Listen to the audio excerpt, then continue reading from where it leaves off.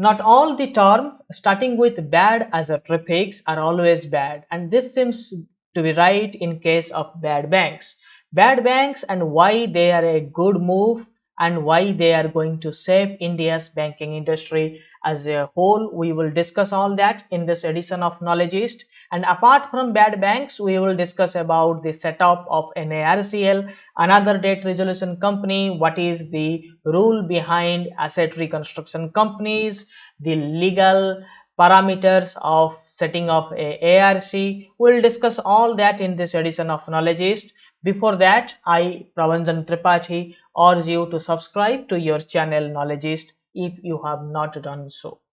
So let's think about NPA. Hope all the banking aspirants or those who live in India know about NPA after the Vijay Mallya case. So NPA is the non-performing asset. The asset are the loans that is given by the banks, and when that loan amount doesn't come back to the bank, it is converted into NPA or it is treated as a NPA, right? So there are banking terms in banking. If the loan principal and the EMI, or you can say the interest and the principal, is overdue for 90 days, it is treated as an NPA. So NPA is a dual-edged sword. It makes banks to lose their income in two ways. One is the amount that they have given to the borrower. When it is unpaid or not returned, the same amount is gone into loss. And apart from this, every year the amount that has been converted into loss, they have to set aside a portion of their profit as provisioning. Okay, they have to keep aside it every single year, the amount that is there, the amount that is treated or slipped to NPA, they have to keep aside from the current year's balance sheet or the profitability. So thus it is loss for the bank in two ways: in the year in which year they have financed that loan that has gone into NPA, and if it has become a loss asset, they have to keep aside a certain percentage of the loan as provisioning. Okay, so provisioning is a part of loan or is a part of your profit you keep aside for the future uncertainty, because high NPA could make the banks fail even. So that is the case. So what is a bad bank? Bad bank is nothing but the buyers of NPA.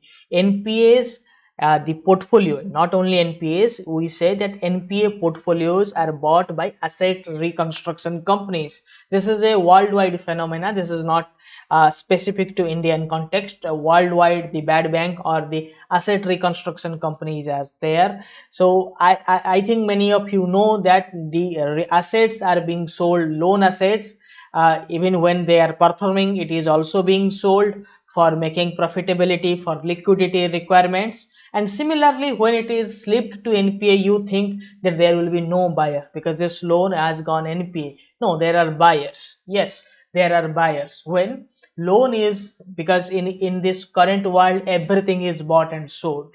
So similarly, the NPA portfolio is also bought and sold. It's a hot cake. This market is very big because few banks want to get rid of it and few want to make profit out of the sold asset. Okay, so if as a bank my 500 crore is gone into NPA, so I will sell it in 200 crore to another company. Thus I was thinking initially that I will not get back my 500 crore. The total 500 crore is gone into loss, but somehow I have recovered 200 crore. So out of that 200 crore, the other company buying it, he is buying a 500 crore portfolio in 200 crores. He will try to recover it max. So if they can recover 300 crores, they will have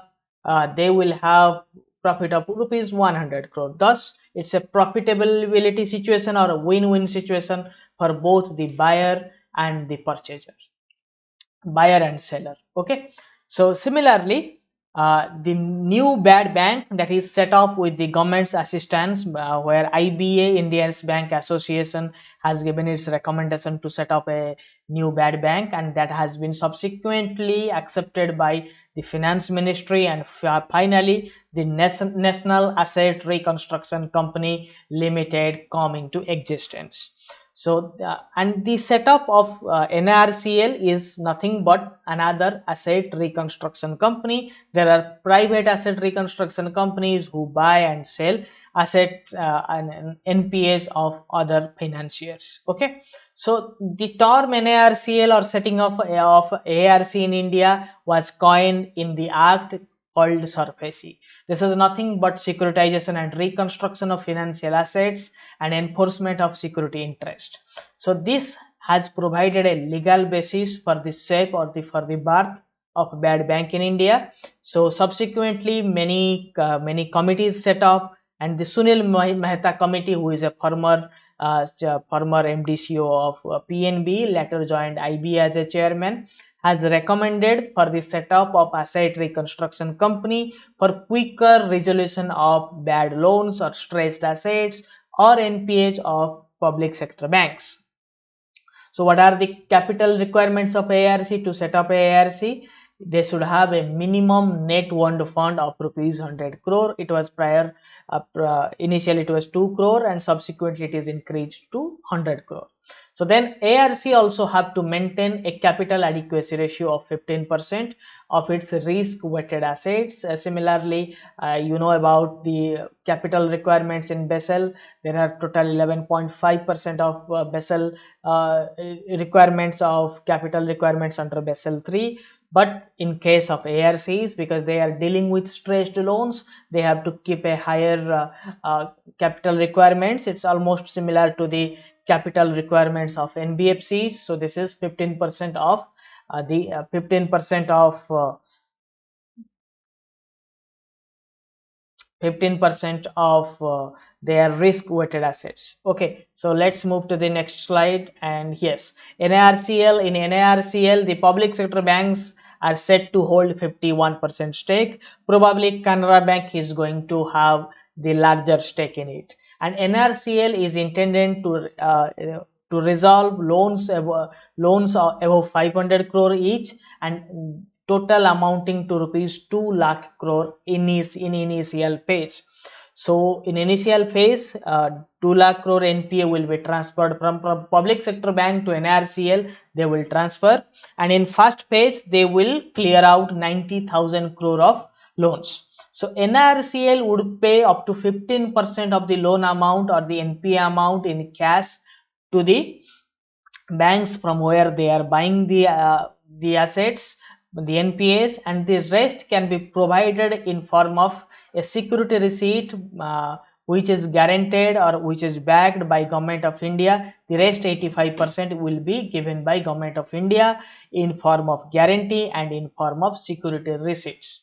Okay, and as of now government is giving for 5 years a total guarantee of rupees 30,600 crore out of total 90,000 crore to be dealt in the first attempt. Okay, so apart from the setup of NARCL, government is also decided to set up a India Debt Resolution Company as informed by the finance minister. So what will be the job role of NARCL and IDRC, the India Debt Resolution Company? We will look into. The Debt Resolution Company Limited is a service company or will be operational entity which will manage the assets, and the professionals will deal with the turnaround of asset. They will make the NPA to a performing asset. The public sector banks and the public financial institutions will have 49% stake into it, and the rest will be given to the private sector lenders. So the NARCL will acquire or will buy the assets by making an offer to the lending bank or to the lead bank.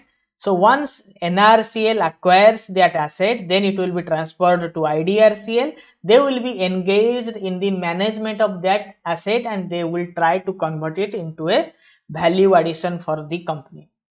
So that's all in this edition of Knowledgist. Hope this quick session will give you some info regarding the NARCL, IDCL, the bad bank, and yes, why it is a good move. Let me tell you at the end, because the nation or the public sector banks are riddling with so much of bad loans, so much of NPAs. So such a different company will clean up their balance sheet.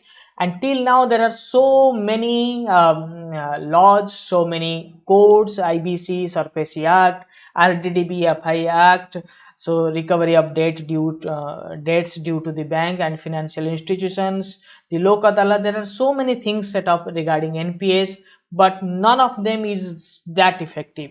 So if this much of amount is transferred, a new mechanism or new professionals will be appointed to manage the NPAs. This will clean up the balance sheet of the banks, and now banks will be able to focus more on generating new clean loans. So that's all in this edition. Hope you liked this session. If you really liked it, do like, share and subscribe, and don't forget to enroll to our exclusive banking courses from our website. So thank you for being with us. Thank you for being with Knowledgist.